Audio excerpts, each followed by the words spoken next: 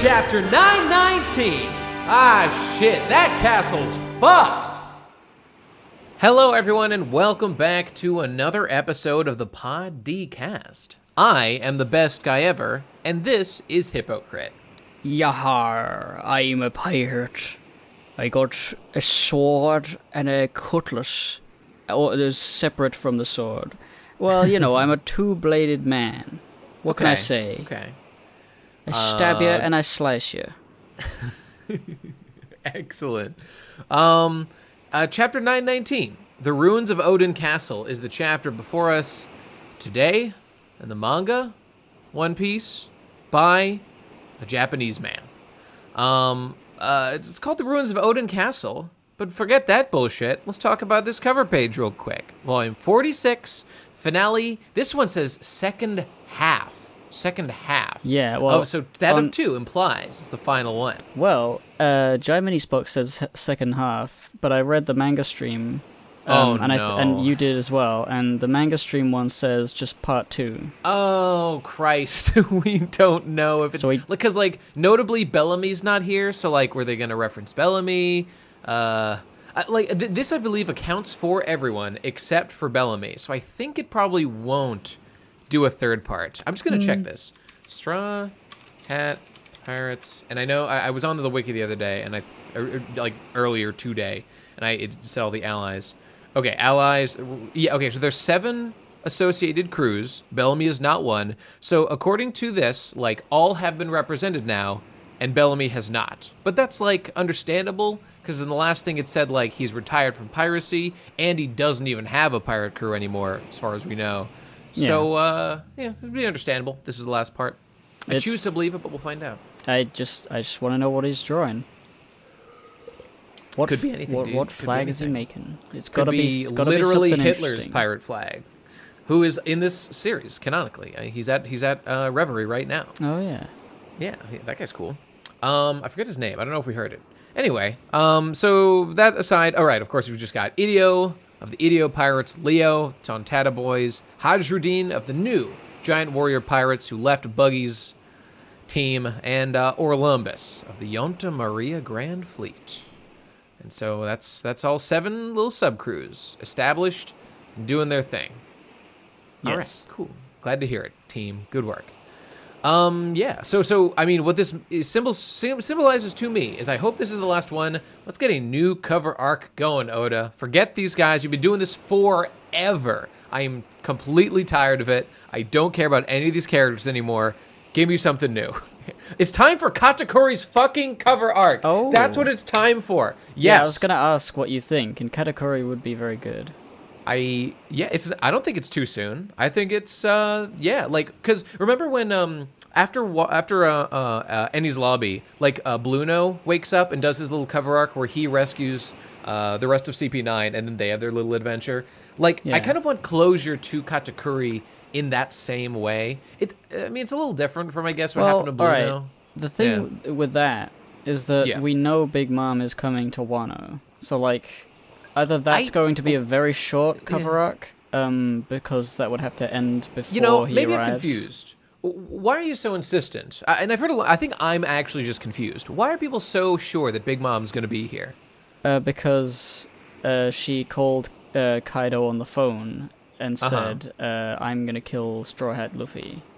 Okay, but did she... I'm not trying to doubt you, but did she actually say she was, going to follow him and, attack him or something? Or just, I'm going to get him? Something like that. I don't think so. I think it was just, I'm going to get him. But, at some point, Kaido is going to know Luffy is there. So, she might be on her way after that. Is what I'm assuming. It's possible. I would Big Mom invade Kaido's territory to try to get to Luffy? Well, yeah, maybe because specifically, Kaido said, "No, I'm gonna kill him." It's no, I'm gonna kill him. If you kill him, and That's I'm true. not, if you don't let me kill him, I'll kill you. You know, they're arguing about who gets it. You're not wrong. So wrong. once she learns that he's there, she's gonna get him. She's gonna come. But maybe she doesn't know that he's there, and so I don't know. I feel like people are really certain Big Mom will show up this arc, and I don't quite see it. This isn't it's not a big problem or anything. It'd be fine if they do.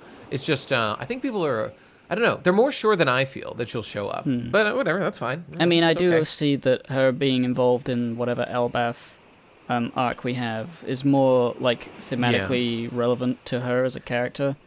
I guess I just think to myself, that's definitely true about Elbaf being more relevant to her. But then also, like, there's so much shit in this arc. And it's like, do we need Big Mom? Like, just from maybe it's literally been said and I just forget that Big Mom will be here. But to me, it would make sense to not involve the Big Mom pirates if it could be avoided. I think it would make sense for it to be like a looming threat. Not necessarily that she will be here with all the crew, but like, if Kaido gets notified, now he knows, and if that information somehow gets out, then Big Mom will know. It could definitely be like perhaps just for example, like an end of arc like twist that Big Mom shows up and is like there, and like then something like she that. lands the killing blow on Kaido, and she's like, haha, now I'll eat you and gain your power of being I big. mean, I've heard crazier things. You know, it's possible. It's possible. I mean, she's eaten people and gained their powers before. Well, she did that exactly one time, but that's true. You know, and I mean, by eating someone, you do gain energy, I guess. So that's kind of power. I'm just really thinking about this. Like, I hadn't considered it before, but like, does that mean cannibalism guarantees like the devil fruit going over? This is why I still think Blackbeard literally ate Whitebeard. And in fact, I thought this long before Big Mom ever did her thing. Oh. I thought that the way Blackbeard got the fruit was literally eating some of Whitebeard. Was my prediction. Like eating his heart. That would make sense. Yeah, something like that. That's like a cool bloody thing that you can't necessarily show in a shonen manga, but like, that's true.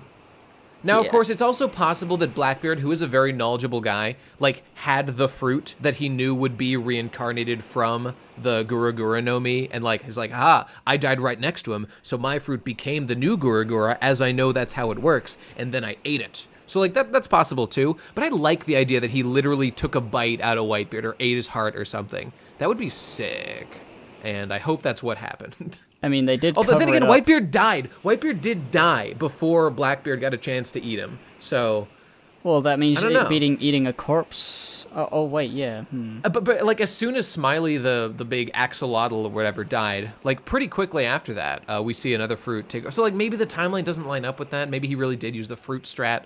I don't know. We'll find out eventually, I'm sure. Yeah, like 7 or 8 years. The fruit one's maybe a little more likely. Yeah, it's gonna be a while. Though, didn't Oda go on the record recently to say that One Piece has about 5 years left? So, which actually was more in line with the timeline than I thought he was. I thought he said that somewhere. I feel confident about that, but I don't remember where it was. 5 years, like It was an interview let's somewhere. Let's say Wano takes 1 year, Yeah, which is an underestimate in my opinion. and then there's Elbaf. There's another guaranteed arc of some kind. Yep. And after that, doors open. It could be straight to like Raftel after that if they wanted to, Yeah, it could. and like the war. there could be a war with everybody. Elbaf?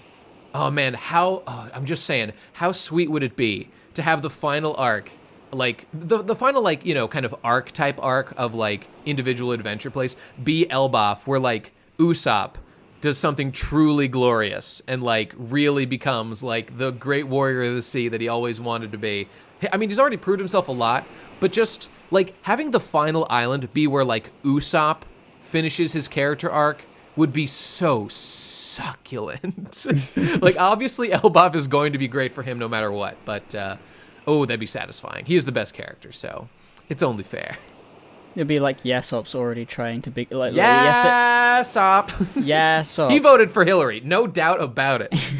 like Yasop will be there, and he's also trying to gain the giant's favor. And they have to duel. And they have oh to my god. They have to duel to be the cool guy.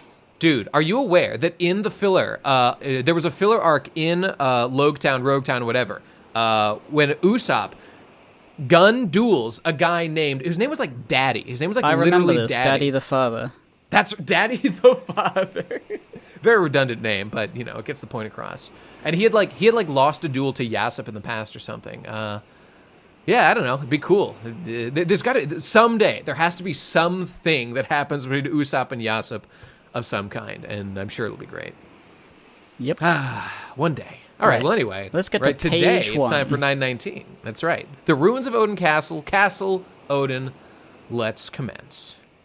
So last time, we got Speed. The enemy horse is now the friendly horse. Mm-hmm. Very much still under the spell, or like, I'm not sure whether it's like magically like hypnotized, or like she just is like that food, that cheek food is so tasty that she can't.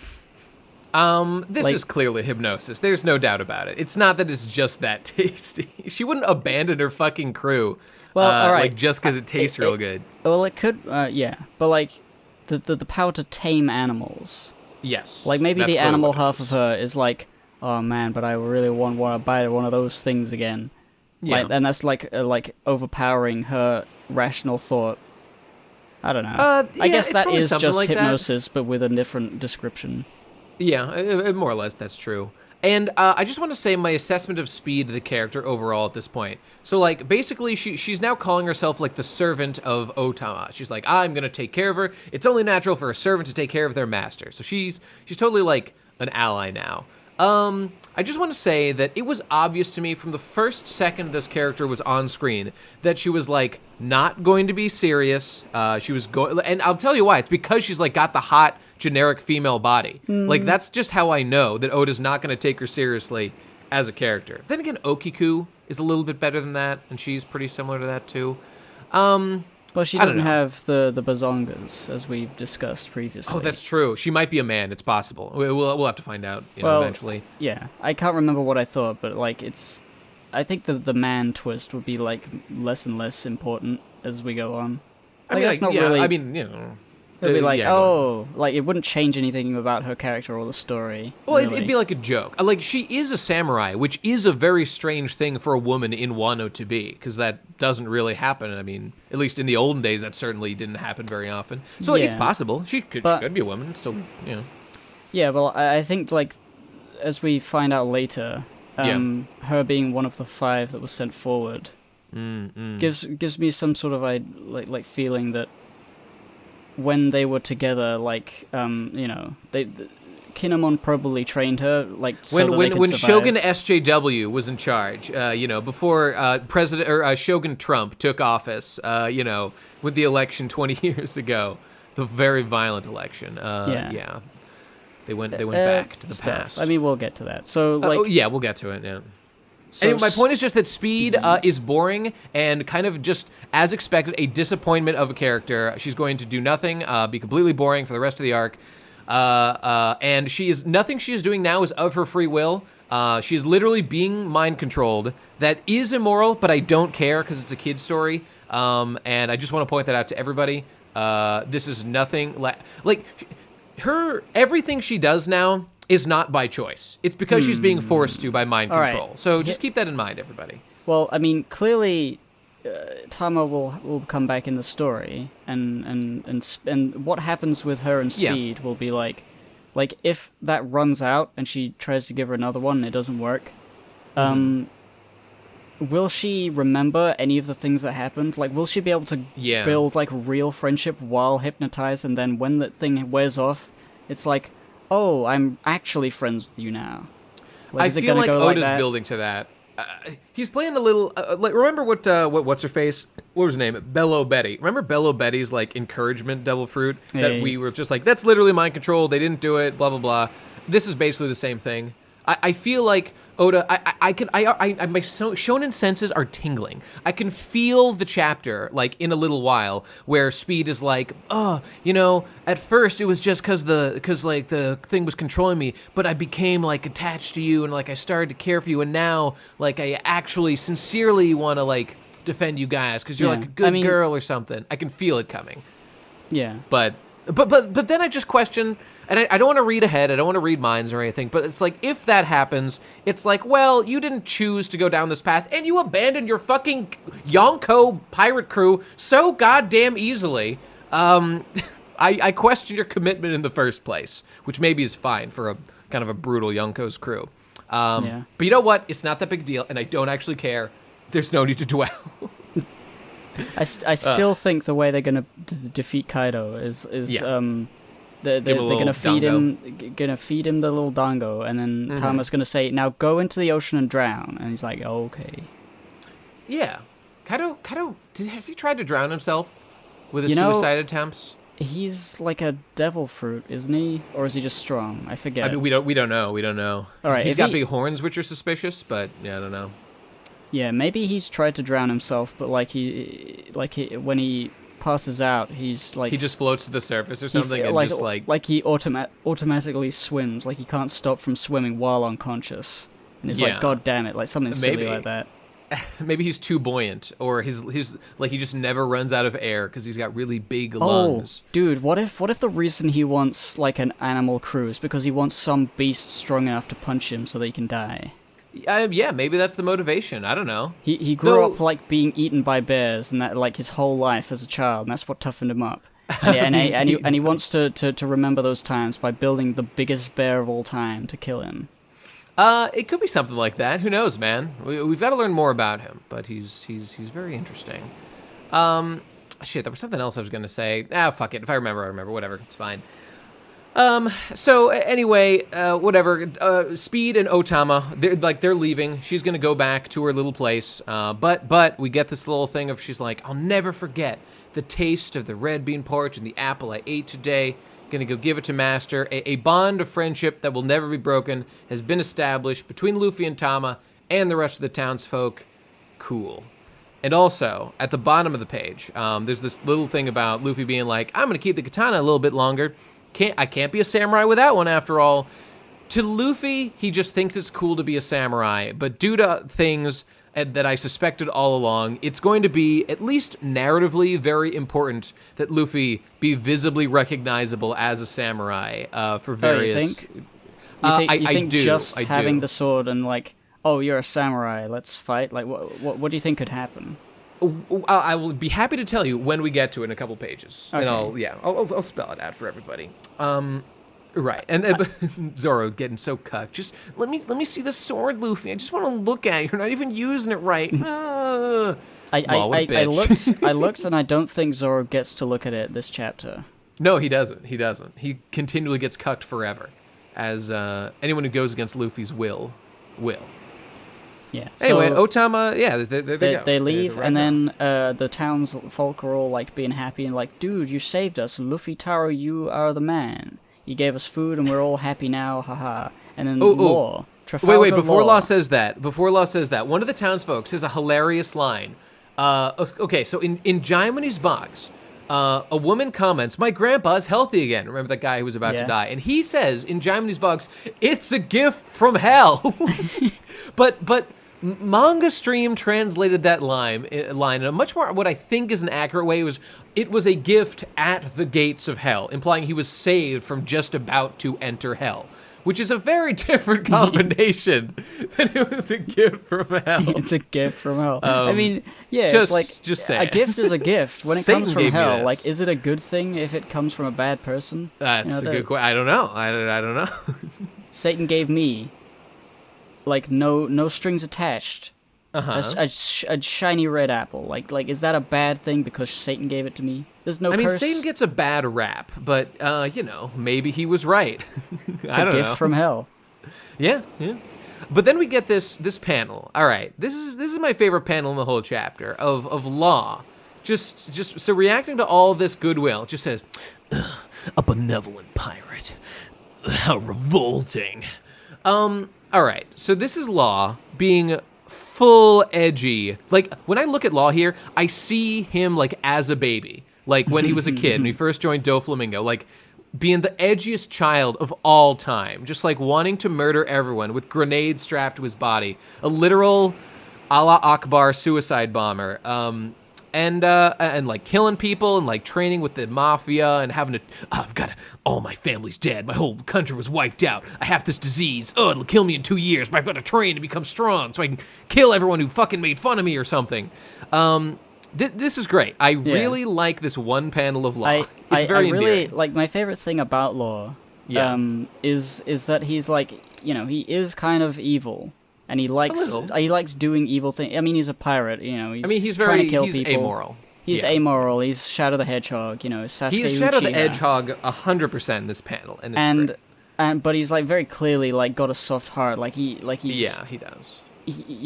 He's He not saved Luffy that time. Why did he save Luffy that one time? Remember? It's with the yellow submarine? It's a classic character. It's a classic, not actually evil boy.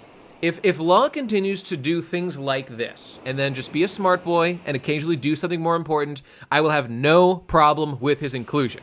That's what I have to say. That's all I have to say. Same. Yep. All right, so they go off on the dog. Okiku comes with them because she doesn't trust them yet.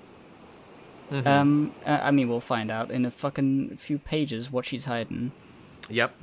Not really much to say on Luffy's the warm to her, though. Luffy is officially warm to her. Whenever he has the little glowing smile panel, you're a good person and a strong person. Remember, kids, if you just espouse good things, but you cannot defend them, you are worthless. So be strong. That's Nate's message from today. Yeah. I wanted to point out, like Zoro saying, that's not it, she's hiding something from us. That Zoro says. Yeah. His face implies that it could be, like, something other than just, oh, she's, like, we know she's a samurai. Like, what else could he have gleaned from her?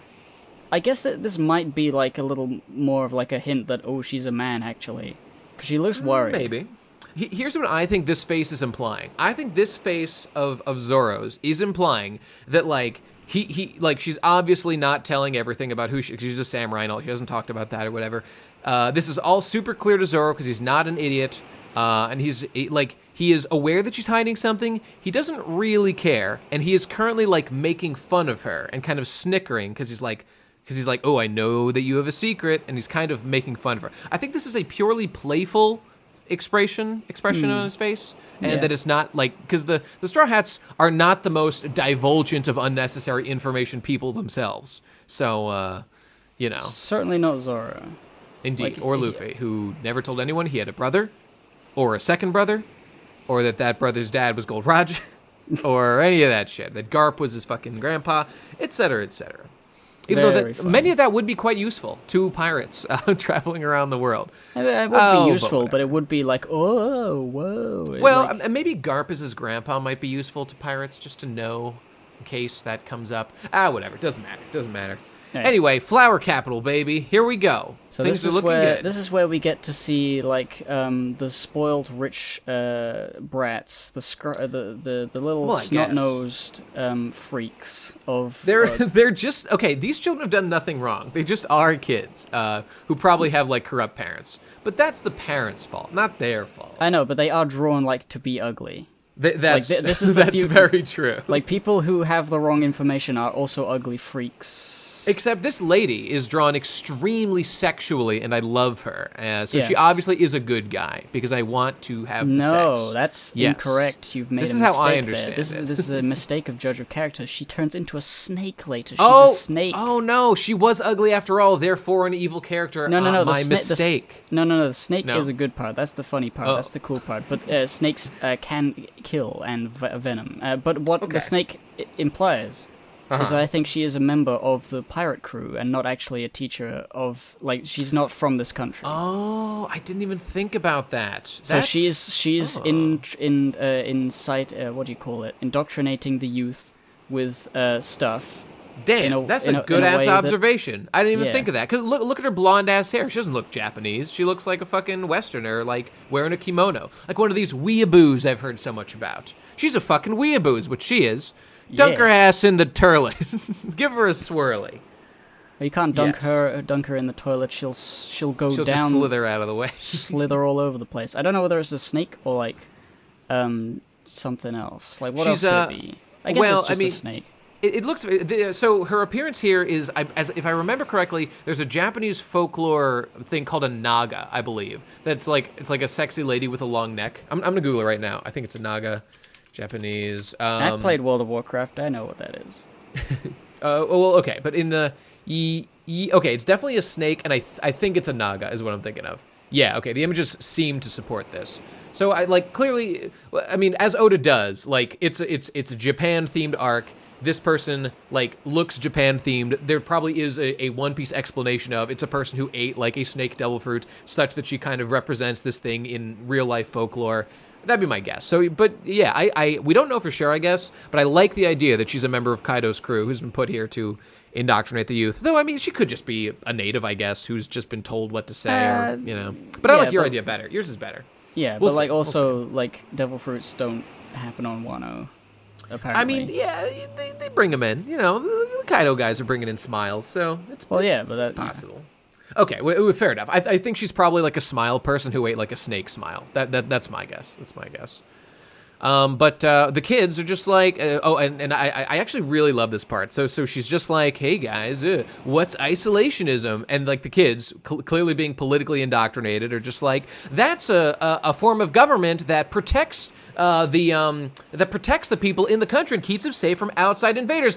Tell that to the Democratic Party, my dudes. Am I right? Can I get an amen? And then they're like, and what's open borders? What's no walls? Oh, that's the evil thing that lets in evil people to destroy our good country. Amen, my fellow MAGA Republic heroes. Let's get with it, dudes. Let's build that fucking wall right now. I'm sorry. No, I will always vote Democrat. How do you build 100%. a wall in the sea?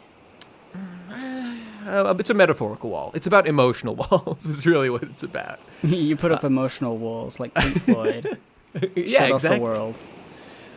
So, and then she's like, blah, blah, blah. Hey, who's the one who 20 years ago kicked the... actually, before I even get to that. So she's like, in the open past, who was it who tried to open our borders, which is such an evil thing to do?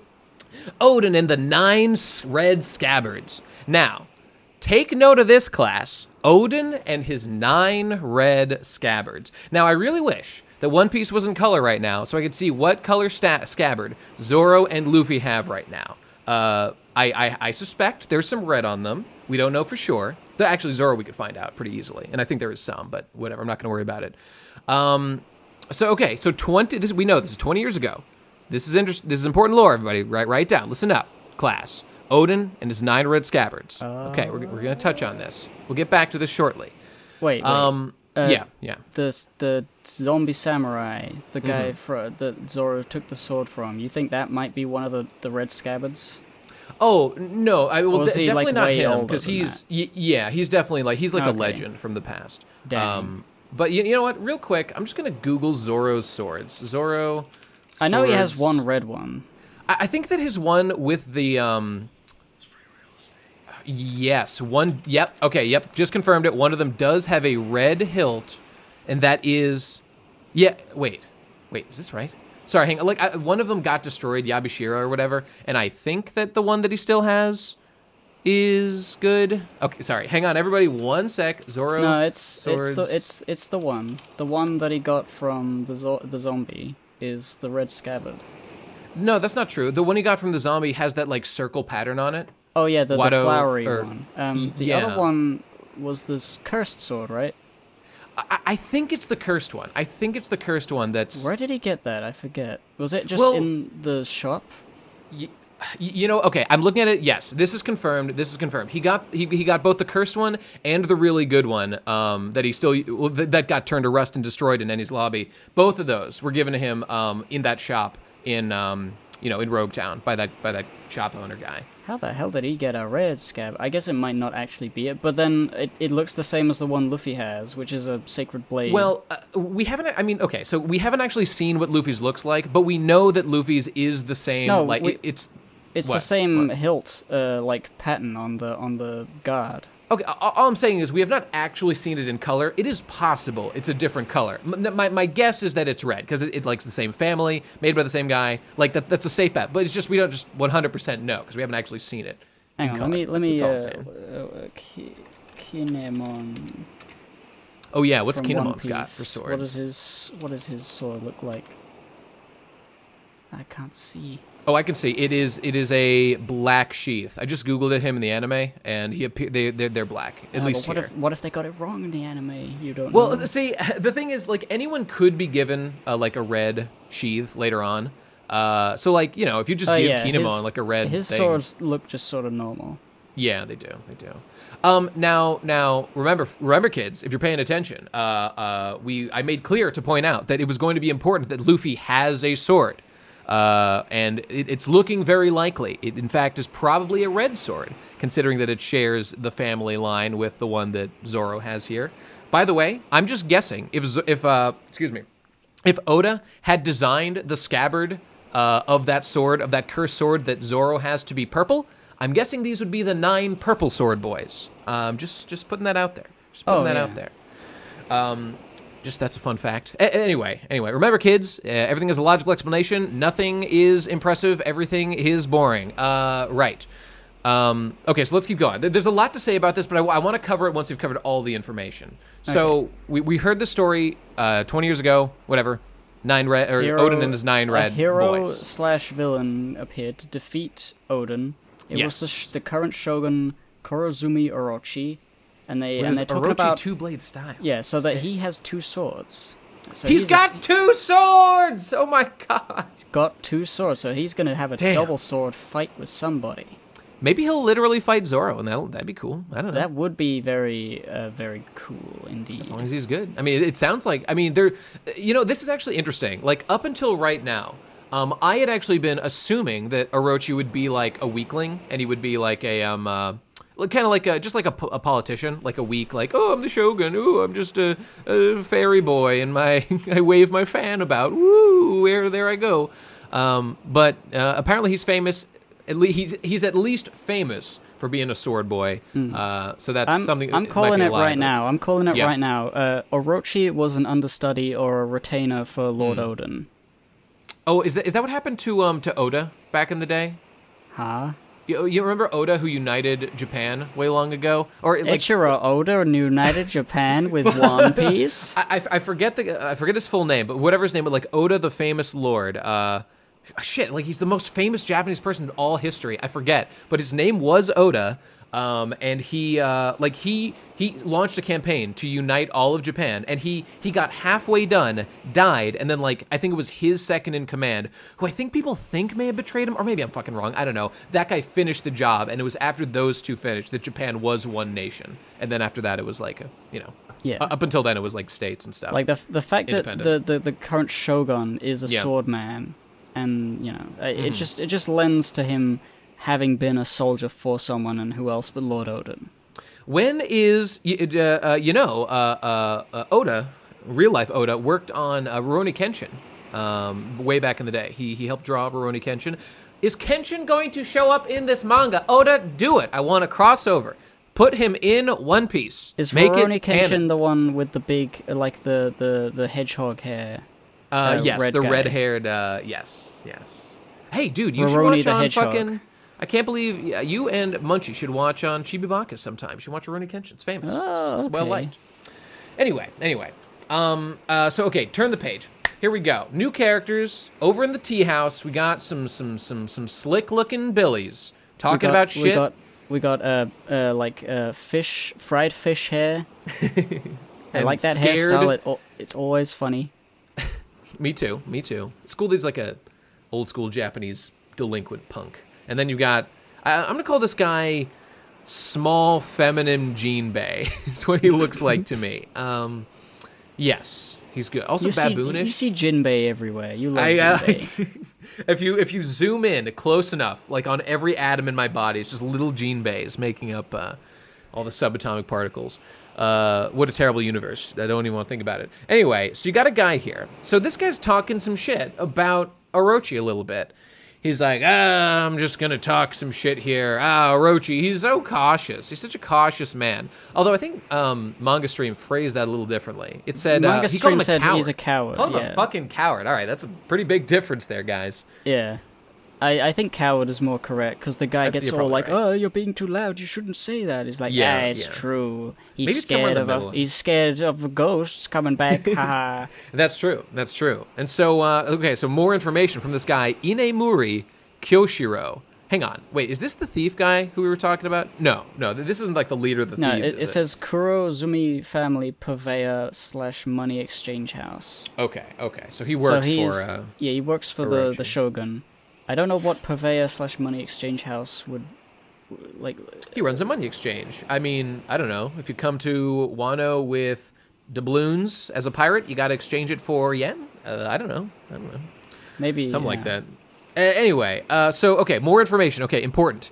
It is said that 20 years ago, Odin's wife stood in front of the burning castle and said this: "You are like the moon, who knows not of the dawn. If there's one ardent wish that can be fulfilled, then it shall be the one where 9 shadows are cast, woven together through 20 years of moonlit nights. Only then shall you know the radiance of dawn." Starring Ike, Fire Emblem for GameCube.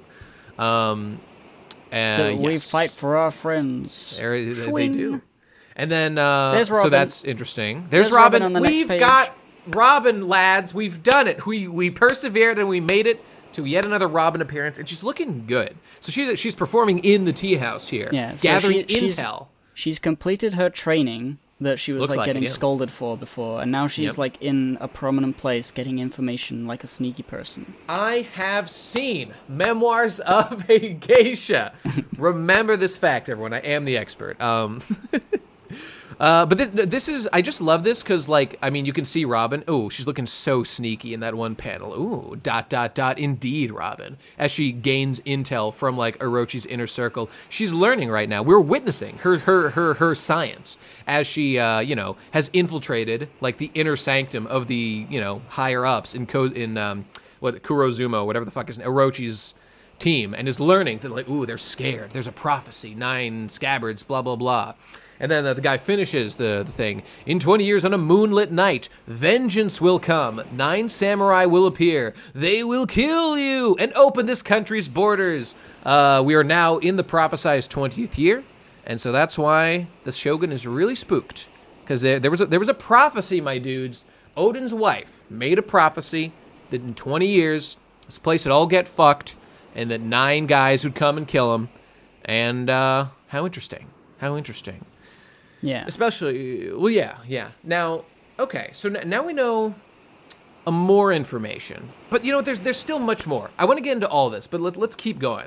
So there's a prophecy. We got that. 9 samurai will kill him. It's got the Shogun real spooked, and so they're all freaking out. They think the Kozuki ghosts are around. And this guy thinks it's funny. It's like, that's not going to happen. They were all driven into their castle and burnt alive. There's no way that they could be alive now. Haha. Oh, so that's how they died. So no one saw them die; they burned to death inside. Interesting. Yes. Interesting. All right. And here we now go. now we're at the place that they just said. Yeah. Oh, the ruins of Odin Castle. They're there, and it looks nice. I like these shots. Too bad there's no castle, but that's okay. Right. So Kiku gets sad and runs away. Mm-mm. I'm not really sure why. Quite yet. I think it's just like the side of it is like, oh, the castle I used to live in. She's too upset by up. these graves, I think. They really bum her out. Yeah. Although, I'm trying to think, like, how long has it been since they were all put into the future? We have no idea. So, like, surely she's seen this before. Maybe it's just like somewhere she doesn't want to return to. Yeah. And so, bam. So now we see the graves from the end of last chapter. Raizo, Momo, Kinemon, Well, before Kanjuro. that, Zoro gets lost. In the manga stream, it's implied that he somehow managed to get lost while riding this dog, which is really funny. In Japanese box, it's just sort of like Zoro just wandered off. I hope he didn't get lost. Right. Like that. Why that did that ruins the happen? joke. God damn it! I think I might have to read the manga stream because that some things get preserved in one and not the other.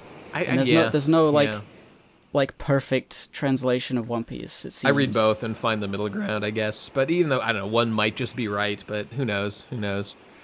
So Zoro's gone. That's dumb, but whatever. We'll see. And here we go with fucking Luffy looking at the graves and be like, "What, Nani? What the heck is this about?" And he's asking Law, "Where's Kinemon?" Blah blah blah. They do a meme about like, "Ooh, they're come out every night," implying as ghosts. But no. Initially, when this was like, oh, the graves and stuff, like, oh, maybe they were ghosts the whole time. But then I thought about it and like, why would any of them be scared of dying then at any point during their adventures if they were ghosts? I mean, fair enough. Yeah. So they're clearly alive. Kinemon actually only comes out at night because he's got severe diarrhea and he's inside all the time, and it's very funny. That's retarded, but all right. That's the kind of jokes that Oda enjoys. Well, so you know what? I mean, they're in Wano country. The water is poisonous. It gives everybody diarrhea. Well, I get that, but you'd think he'd be smart enough to not drink it, though. But you know, well, whatever. I mean, what else Fair is he enough. gonna do? Steal? I food? don't know. Fucking sit on it. That's what he's gonna do. I mean, he could make there are water filters that you use. Okay, but their technology isn't that advanced. Okay, fair enough. Fair enough. Yeah. And by water filter, I mean you can like evaporate water. If you collect the evaporated water, it won't have like toxins or anything. Okay, but it doesn't matter. Fair enough. I get it. And then out of nowhere, Kiku jumps back, like she's back here, even though she ran away just a few seconds ago. I don't know whether she turned around immediately or like if this is like a secret not her, like a clone of an evil person or something. I mean. Well, it's unlikely because there's no like information to suggest that, but like it's weird that she ran away and then came back straight away. I don't know. I'm just writing that one off. I don't think there's any larger thing to it than she just didn't want to see the graves and then just shows up when it's convenient for her to be back. But she grabs onto Keen. She calls him Master Keen, and then like she's super excited to see Kinemon again. He's been gone for a long time. She finally met up with him again. And she in the next panel appears to be blushing a little bit. So I wonder if there's some romance going on. It seems like he taught her swordsmanship since she calls him master. But I mean, I'm maybe that's true, maybe it's not. But there's definitely some relationship here, and I ship them. I'm not afraid to say it. I mean, they're both big boys, very tall. Yeah, and so is he. He's a large lad, and he can cut fire. Oh, that's excellent. Yeah, if you start cooking, he's gonna cut it in half. That's you can make 2 meals. So, okay, everyone's here. They're all meeting up. Yay. They're all good. Fucking Momo shows up. Hooray! Momo's back. He's been trained with a sword. He's being a tough guy. Good job, says Luffy. Hooray. And then here they are. Oh, everyone. It's them. We're all Sanji. together. Sanji's looking everyone. like a snack right there with his shirt off. That's true. Very funny. Very funny. There's They're Rabbit. all here. All right. Remember everyone's favorite character. I have one qualm with one issue with all this. What's that? All of these guys found each other or like landed in the same place when the boat went tits up. Mm-hmm. Luffy and the boat went the other direction. Correct. Like, why did they like? You would think if they were clinging together, they would be clinging to the boat or something. I mean, it's almost like these events are a little bit strange and a little bit convenient. Just a little bit. Just a little. Just a little. You know what? It's okay. Like, it is something that is a little convenient for the plot, but man, it's fine. It's whatever. I was justified in my rage previously, my impotent rage, but just not something to stress about for too long. That's all. Yeah. So they're here. Everyone's here. Now Zoro's gone. So okay, great. Zoro left. So none of the initial party are actually here. Like Zoro's gone. Frankie, Chopper. No, not Chopper. Frankie, Usopp, Robin, and am I forgetting anyone? And Zoro, right? And Zoro. They're off. Doing other stuff. I guess now. Maybe Zoro will show up again. Who knows? So they say this is interesting. So we were able to find your Beaver card. They knew you were alive. We searched for you all over, including the bottom of the ocean. That was nice of them. To do.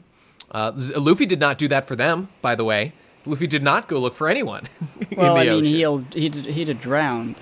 Well, maybe it's a good idea to drown, to save a woman in need like Nami. Nami can swim. Carrot also can swim. It'd just be good if a couple men died, is my point. That would be nice. Make some space, gentlemen.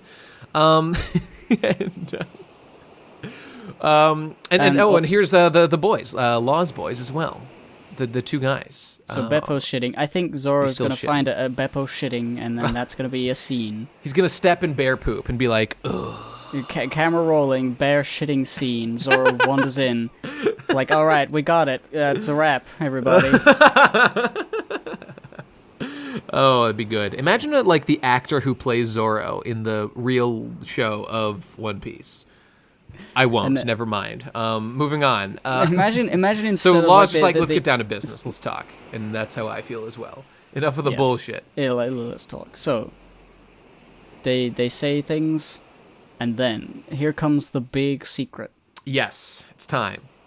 Kinemon says Kanjuro, Raizo, himself, Okiku, and Momonosuke Yes. are all from the past through time travel. That's what they said. They're from 20 years ago. So notably, that's when, the overthrow happened.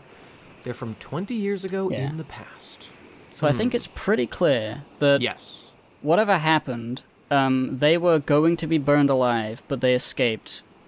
And Lord Yes, Odin isn't yes. with them.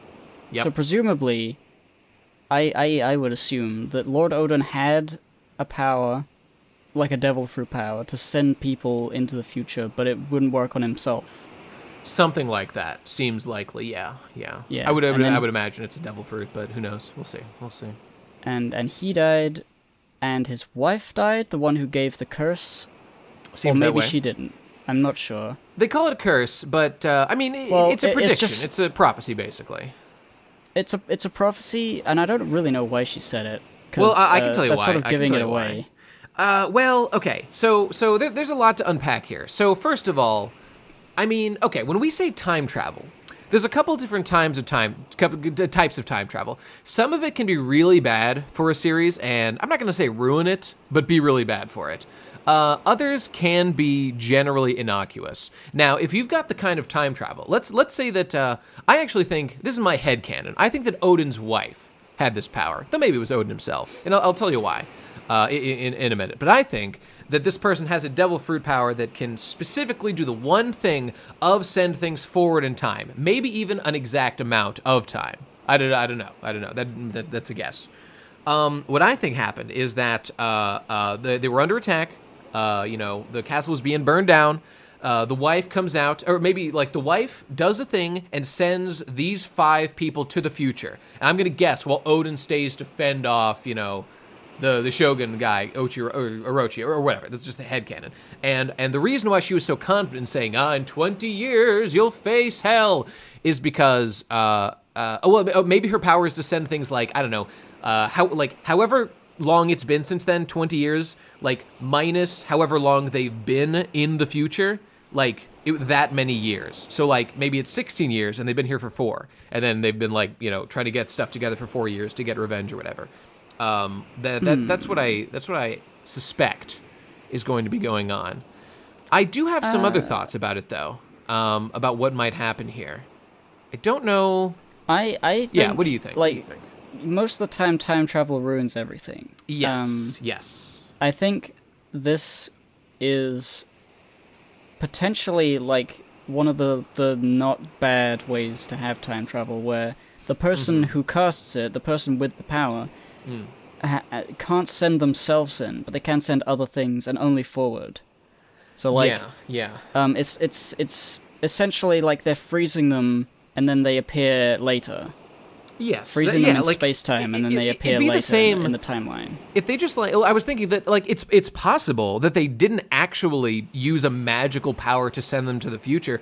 Maybe somebody has some kind of I don't know, stasis devil fruit that literally froze them, I don't know, let's just say in crystal perhaps, and then they were there in the ruins of the castle underground for let's say 15 years, and then after 15 years it broke out. Why would it not be 20 years? Well, the reason I say that it's not 20 is because it's been 20 years now, and it seems like a bunch of important things have happened already. So has it really been less than a year since they got to the future? I mean, the reason I would think is the wife the said in 20 moonlit years or whatever, 20 years of moonlight. Right. So she would have done that deliberately if she was doing it. True, and then there's also the question of why did she say 9 people would show up to kill and get revenge? Where did she get that information? What do you she sent 5 people in the future. I really... Right, if she had said 9 people, then it'd be oh, okay, well that makes sense. These are the 9 people you think. But no, it wasn't 9, it was 5. Well, maybe there are other people who weren't about to be burned that she would assume would still be around in 20 years to help. I'm not sure. What I think this is, I mean, we'll find out for sure. I think this is kind of straight up like prophecy. I think that she has some sort of like future telling power. Maybe she like ate a devil fruit that lets her send things forward in time, and maybe also can like see the future. Some sort of, I don't know if clairvoyance is the right word. Yeah, I think it is, like a clairvoyance kind of power that lets her see the future, and then maybe also send things to the. I don't know. Like maybe she can see the future, and Odin can like preserve things in stasis, and then like they can come out. I don't know. Maybe there's a combination there. I mean, that's kind of redundant with Madame Shirley in Fishman Island, who can see the future. I mean, I totally agree, but I still think it's the best explanation for just like how would she know it's 9 otherwise? That just seems like I have no idea how else she would know that. If she was pretty clear about that 9 maybe thing. she sent 9 people and some of them died. I'm not really sure. I can't. I wouldn't. Kinemon says it was 5. He was quite clear. Let me read the manga stream. I think maybe it could have been not necessarily the people she sent forward, but like the fact that there are 9 sacred blades or something. Maybe. I mean, yeah, it's possible. Or like soldiers out away from the current place where the castle was being attacked. Like I feel like her having clairvoyance is kind of meaningless. I agree. I just still think that it's the most likely explanation. I guess. But okay, there's a bunch of shit going on here. Like, okay, we can't avoid the fact that the thing about there were 9 red scabbards, according to legend, who fought with Odin in the past. And now there's this prophecy that 9 people will get revenge in the future. So who were those people in the past? Who are these people in the future? We don't know. But let me now just point out something. I would like to point out that there are 9 Straw Hats plus Jinbei. So many people would say 10 Straw Hats. Like, okay, here's a simple explanation that like could have been done.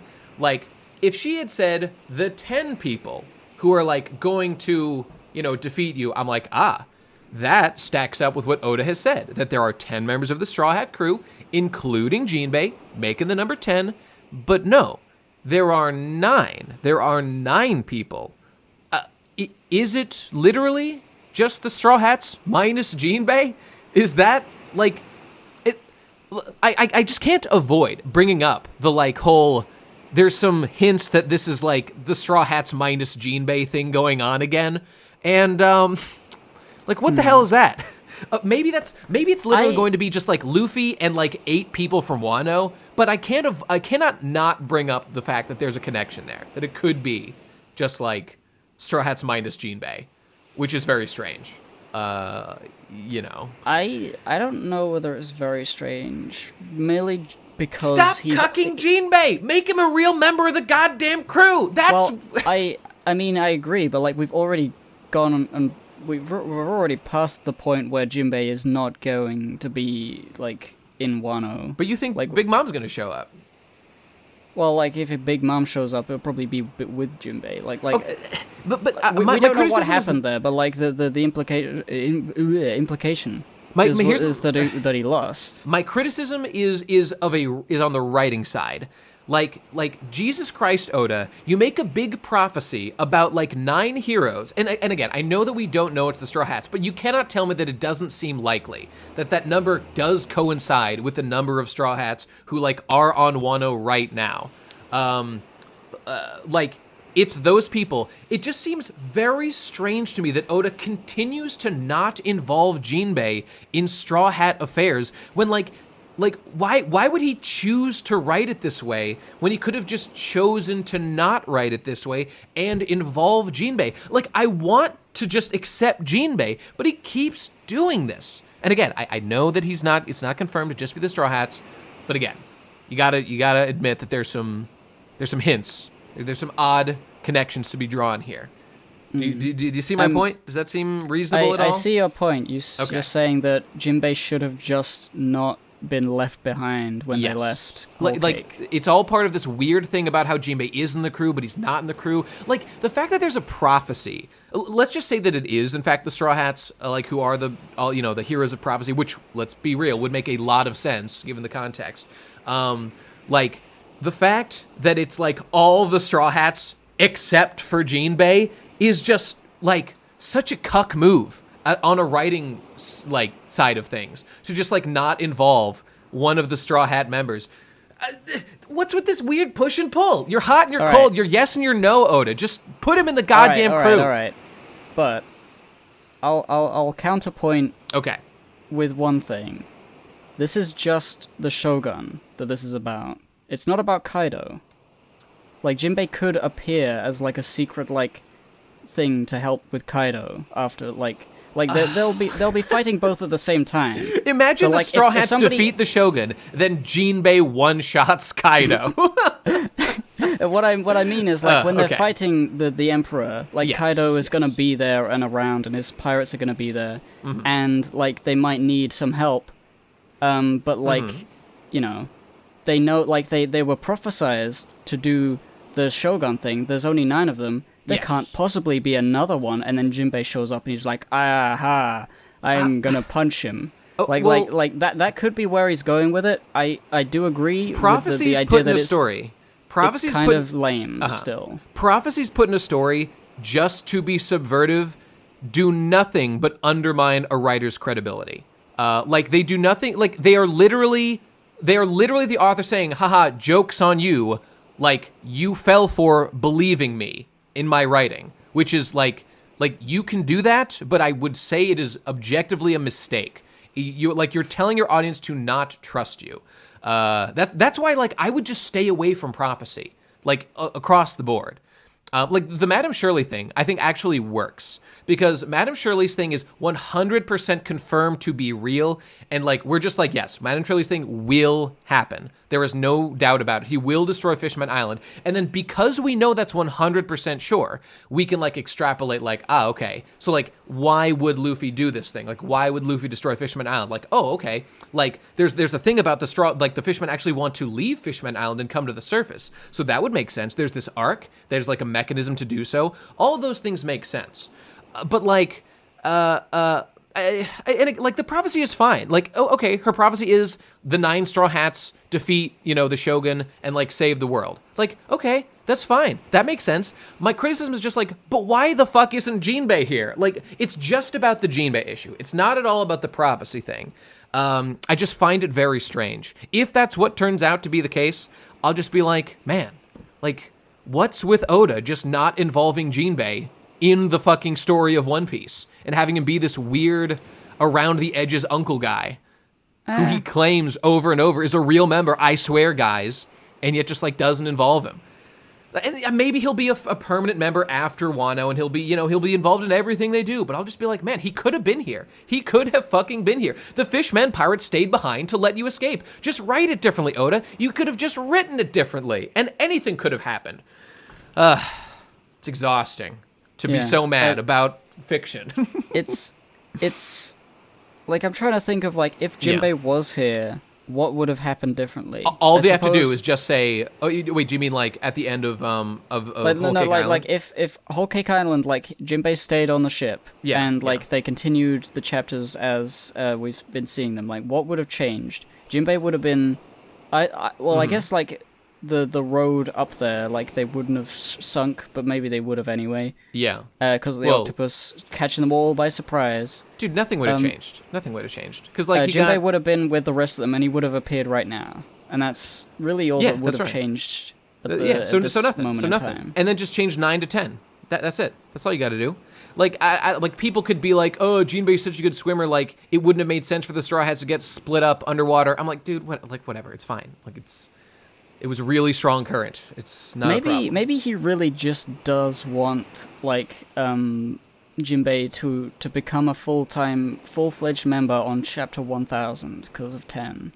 God, maybe. Could it be that pedantic and pointless? I wouldn't begrudge Oda if he wanted to do that. But I'll just tell you, if that's the goal, then, like, it has a cost. And that cost is my feelings towards like Jinbei as like a full-fledged real member of the Straw Hats in the interim, because I don't feel that way at all right now.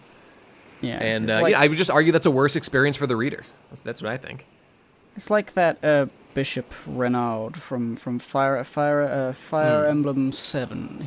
One of the last members you can get at the very end of the game, one mission before the end. Nobody cares about that guy. You could just find him and you have him, and then he's like, hello.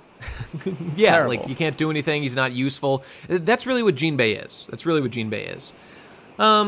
Yeah, I don't know. Right. I just want to thought experiment. Sure. I've got another thought too. But, if the 9 are not literally the Straw Hats and are instead the 9 prominent swordsmen, actual samurais. Yep. Who would they be? There would be Zoro. There would be potentially Luffy. Brook. It's definitely Luffy. Luffy with his sword. There'd be that's 3. Then we have you say it'd be Brook, and Brook is a sword boy for sure. Okay, Okiku I will definitely say it would be. Okay, I'll add Brook. It's got to be Kinemon. Kanjuro is a swordsman as well. Technically, but isn't he like a weird like paint swordsman? Well, yeah. Okay, but I mean he counts. I think I'm pretty sure he counts. That's 6, I think. How about Law? How about Law? He's a swordsman. Yeah, maybe. And then that's 7. I mean, maybe. Well, it was Odin and. Well, okay. Well, Odin's dead. Maybe Momonosuke. Yeah. Yeah, maybe I mean that'd be a thing for him. That'd be a cool thing if you could get revenge or something. It could be like the 5 of the people sent forward in time plus Luffy, and then plus 4. Zoro, and Luffy, Zoro, Brook and Brook. Law. 5, Yeah. 6, 7. I mean that. 8, Yeah, 9. that adds up. It could be that. And then the rest are fighting Kaido or something. You know, it's the 5 from the past, and then Jinbei's such an absolute unit. He counts for 4, so he just he's the other 4. He'll show up he and just one he shot. takes up 4 seats on the bus. I'm sure that's true. Oh Christ! When Jinbei is told, like refuses to leave his seat for like 4 white men. Yeah. On the bus. That's a reference. There's like a racial thing going on with Fishman, as we all know in the series. Yeah. It's like he's the first fishman to refuse getting up. I've got one absolutely wild theory to throw at you that may be complete bullshit and harm everyone's opinion of me, but I'm going to throw it out there anyway.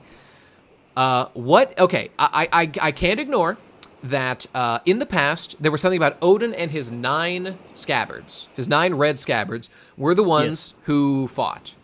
Is it such a crazy idea to think that maybe, since time travel is involved, maybe next chapter this will be proved impossible, but is it such an insane idea to think that maybe Luffy and whoever else, the other people who are red scabbards, will travel back in time in Wano to the big battle where shit goes down and defeat Orochi at that point before he can destroy Odin and kill everybody, and then Luffy will come back to the future and because remember, Momonosuke, like, he came forward in the future 20 years. If you went back in time and then Luffy came before but left Momonosuke there because he's from the past, you would find a grown-up Momonosuke. Odin Castle would still be there. You'd find, I don't know, an older Kinemon, an older Okiku, I guess. Maybe they'd have kids by then. Maybe one of those kids could join La Crew. I don't know. There's all kinds of possibilities. Is this at all? And then Odin would be alive, and he could tell everyone the secrets of Gold Roger and stuff. What do you think? Is there any way any of this makes any sense or is possible? Oh, and by the way, there's one other reason why this kind of makes more sense. It's because time travel has massive implications, except in places that are isolated. And you know what's an isolationist nation? Wano is. So time travel shenanigans might affect things inside Wano, but not the outside world that much. So, all right. Just saying, it's possible. The main thing that I have an issue with, which I think most people will have an issue with, is what the hell does this have to do with Kaido, and will Kaido just stop being here? That's an excellent question, and I do think Kaido was involved with the overthrow, but I don't know if that's actually true. I don't remember. But it is just- possible that he was there, though. It is possible. I mean, I feel like, yeah, he probably was, but like, if they defeat Orochi in the past, Yes. and then Kaido is also there helping him in the past, and they don't kill him, surely then either everything has to happen in the past or nothing does. I think is the way it should go. I know what you mean. I do think 'Cause, this like, is a pretty if- radical theory. If Kaido was left, but then it's like Kaido was never one of the Yonko for like all those years of the the following 20 years. Okay, it's true. Kaido is the big thing I don't know. And then Kaido is like influential in so many different areas that the entire world could be completely different. Like somebody might be the Pirate King when they come back. I guess that's true. Remember it's kind of like an all or nothing. You can't really have going back and then the world being mostly the same as it was. And I mean, like, I don't actually want that to be the way it's written. I'm just theorizing as it's maybe something that Oda like is planning, just possibly. Because I hate involving time travel in that I would way. absolutely hate going in the past. I like the idea of being able to send things into the future because that's like it's an understandable, non like paradoxical power that isn't super ridiculously overpowered. Like the ability to have a devil fruit to travel through time, you could just do anything. I mean, yeah, that is true. I mean, maybe there'd be some specific limitations, but I get the point. I get your point. And then Also, we'd spend all day thinking about like, oh, why didn't they do this? Why didn't they do that, etc. Yeah, and also one last thing is that they sent them forward, but they didn't come themselves. So how are they going to go back anyway? I mean, it's true. Like there would have to be some mechanism for that. There would have to be a new person with that devil fruit. And then to send them back. I suppose that's true. I mean, there could be someone from the past who knew that they'd be at a certain place at a certain time and like opens a portal or something. I just don't like time travel when it involves like going to the past. Neither do I. And in fact I hate it. I'm simply listing, not even evidence, but like some reasons why my mind goes to that perhaps that's an intention. But like I don't know. Like there's the thing about like it's notable to me that the 9 red scabbards in the past are the same as the like the 9 people who will avenge the future, like will overthrow the shogun now. Like why is that number the same? That's interesting. I don't know. There's been a lot of references made to the fact that Odin Castle is destroyed. Now, that probably just means that, like, ooh, Odin Castle sure was cool. And then we have another mechanism of time travel in One Piece. It's called the flashback. In the flashback, we'll probably get a big old thing about, if there was ever time to do a flashback, someone sending something from the past would certainly be the time to utilize that. Yeah, I'm sure we'll see a bunch of flashback stuff relevant to that as the arc goes on. Yeah, I don't know. And there's only one other thing I wanted to bring up about that, and it was just that, like, remember that talk of the rocks? Remember the rocks they were talking about? Who, like, were in power 20 before? Years ago? Yeah, I looked it up beforehand. Like, 40 years ago, they were in power. It just made me think that, like, there's a lot going on in One Piece that's, like, ties to the past. And perhaps the rocks would be part of that. Like, because they are so old, going to the past would make them more relevant in some way. And again, we don't know much about them. We just know that, like, they were a big deal long ago.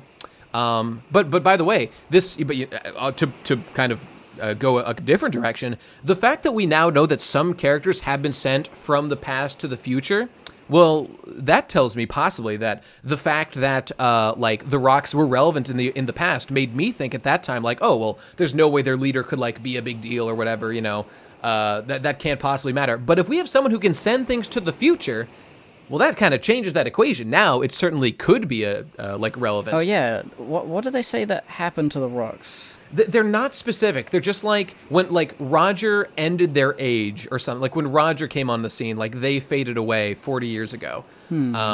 Yeah, so something like that. If it is Lord Odin with this ability to send people into the future. Yeah. And he was on Gold Roger's crew. Yep. It could have been that he sent the Rocks pirates into the future so that Gold Roger would just be able to do, or like one of the main members or something. Yeah. And It's so definitely possible. So like, yeah, the future world can deal with them. Yeah, I mean, it could happen in a moment of desperation or something like that. Yeah, possibilities are there. Yeah. I don't mind the possibility of like past people being sent to the future. I would like there to be a cap. Like, it kind of be weird if like 100,000 years later some pirate appears and there's future technology. He's like, what the fuck? You know, And then I don't want that punches either. everybody. like if the limit was like 20 years or 40 years. I like something like that more, I guess. Yeah, I don't know. There's a lot of kooky shit going on. By the way, yeah, go ahead. I just want to say, I think, I don't know whether it's ever been like confirmed or not, but I do think that Okiku and Momonosuke might be siblings. Yeah, that's possible. Though she's much older, obviously. And the idea that she is like next in line, but she's a girl, so she's not. And you know, being trained as a samurai is like something that no normal lord's girl would be able to do. Right. But the daughter of the you know, the main guy is like, I see her being important in that way. I could see something like that for sure. Definitely possible. The only other thing I want to say about this chapter is just to reiterate, people, I only went at that whole time travel backwards thing because I thought it is possible. I do not actually think that's what's going to happen in the story. And furthermore, I really hope it's not what happens. I just thought I'd lay out a case for everybody. I more hope that it's this thing about sending people to the future, somebody's got a power, and then, like, maybe that's relevant to the rocks. But, like, man, think about the lore ramifications of, like, the fact that someone on Gold Roger's crew who got to Raftel, who became the Pirate King, found One Piece, or whatever, you know, left One Piece, like, sent a message to the future. That now that we've involved sending things to the future involved, there's going to be something that happens with that, like, lore-wise. Like, remember the whole thing with Calgara and Mont Blanc Norland and Mont Blanc Cricket and, like, that was like a message delivered across time at the end of Skypiea. That was like the most beautiful moment of any fiction of all time. I foresee something like that happening if there really is some actual time travel shenanigans going on. Imagine Luffy at the end of this arc. They beat Kaido, they overthrow the Shogun, they put Momonosuke on the throne, you know, he's happy, everything's cool, you know, they have a big party, everything's happy, and then all of a sudden, through whatever mechanism, like Momonosuke and his lads came to the future to escape death that their father so selflessly did.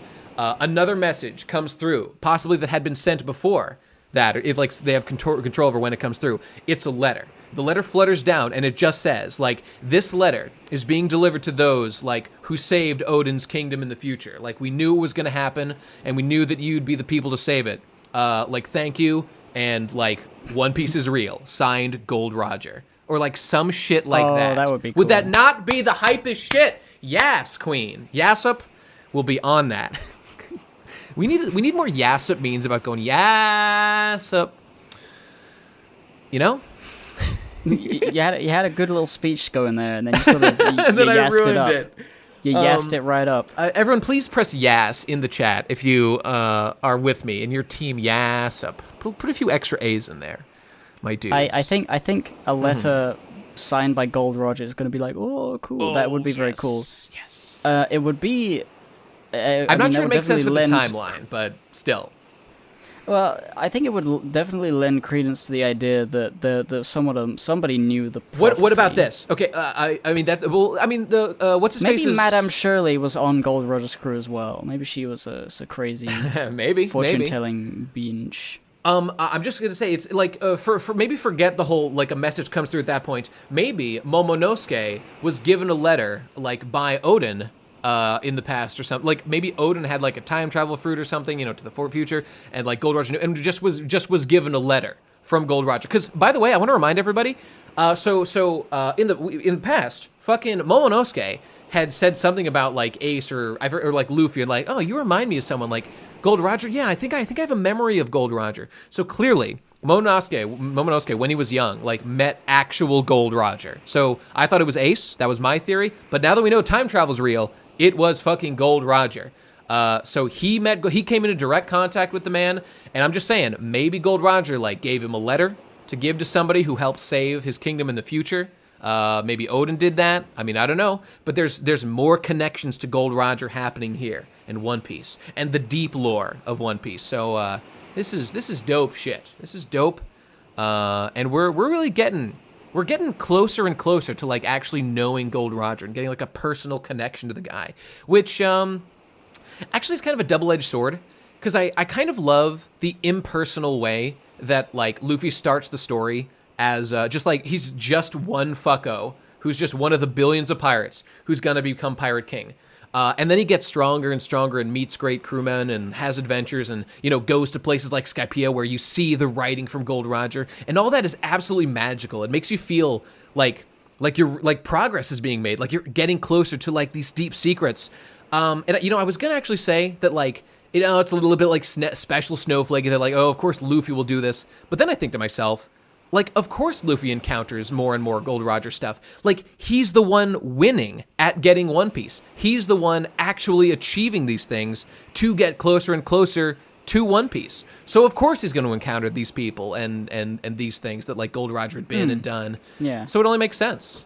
And it's actually, I could be cynical and be like, oh, look at this like special boy, but no, this actually is perfectly logical that he would encounter things like this, and it's a little sad in the sense that like, oh no, like when you're getting to the end game of a game, you know it's gonna end soon, but you can't just like hang out and just like be sad that something will eventually end. You got to be a strong man, people.